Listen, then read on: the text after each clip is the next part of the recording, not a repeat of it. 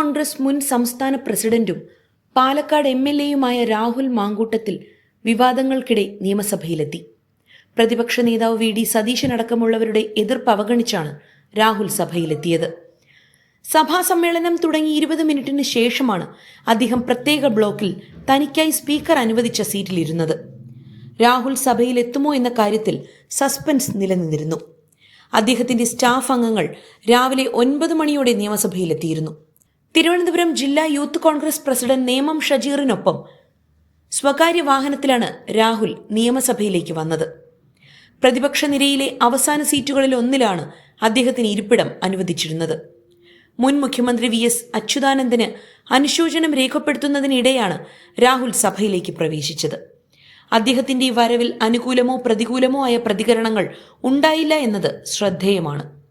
പുലർച്ചെ തന്നെ അടൂരിലെ വീട്ടിൽ നിന്നാണ് രാഹുൽ തിരുവനന്തപുരത്തേക്ക് തിരിച്ചതെന്നാണ് വിവരം.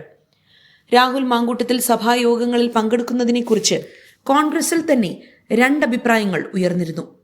പാർലമെന്ററി പാർട്ടിയിൽ നിന്ന് രാഹുലിനെ പുറത്താക്കിയെന്ന് കാണിച്ച് പ്രതിപക്ഷ നേതാവ് സ്പീക്കർക്ക് കത്ത് നൽകിയിരുന്നു. ഇത് കാരണമാണ് അദ്ദേഹത്തിന് പ്രത്യേക ബ്ലോക്കിൽ ഇരിപ്പിടം അനുവദിച്ചത്. സംസ്ഥാനത്തെ പോലീസ് 3ാം മുറ, തൃശൂരിലെ CPM നേതാക്കളുടെ അനധികൃത സ്വത്ത് സമ്പാദനം, വയനാട്ടിലെ കോൺഗ്രസ് നേതാവിന്റെ ആത്മഹത്യ തുടങ്ങിയ വിഷയങ്ങൾ ഈ സമ്മേളനത്തിൽ ചർച്ചയാകാൻ സാധ്യതയുണ്ട്.